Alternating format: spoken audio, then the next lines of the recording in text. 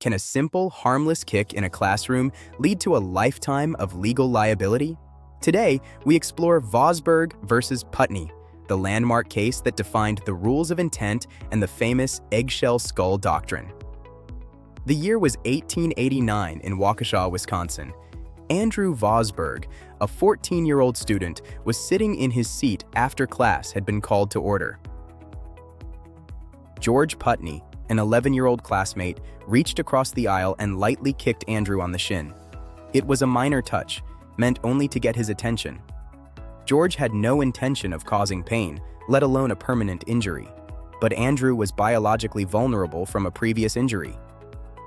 That slight kick revivified a latent infection. Within days, Andrew was in agony. He underwent multiple surgeries, but the damage was permanent.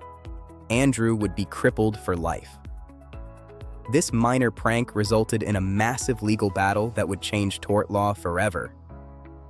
The legal issue was clear. Could George be liable for battery if he never intended to cause harm? And was he responsible for the full extent of such an unpredictable injury? Under the IRAC framework, the court had to define the requirements for battery and the scope of liability for damages. The governing rule for battery requires that the defendant intend an unlawful contact. If the act itself is unlawful, the intent is deemed unlawful as well. Furthermore, the eggshell skull rule states that a wrongdoer is liable for all injuries resulting directly from a wrongful act, regardless of whether the magnitude of harm was foreseeable. In other words, you take the victim as you find them. You are responsible for the physical consequences, no matter how fragile the plaintiff may be. The court's analysis centered on context. Justice Lyon famously distinguished between physical contact on a playground versus contact in a classroom. On a playground, there is an implied license for physical contact during games. Kicking a ball or even another player is often expected and permitted. But this occurred in a classroom after the teacher called for order. In this formal setting, the implied license of the playground does not exist. Because the kick violated classroom decorum, it was an unlawful act. Therefore, George's intent to kick, even without a desire to harm, satisfied the law.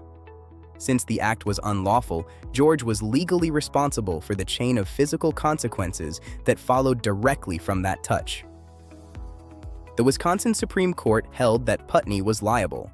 The decision clarified that intent in battery refers to the intent to contact, not the intent to injure.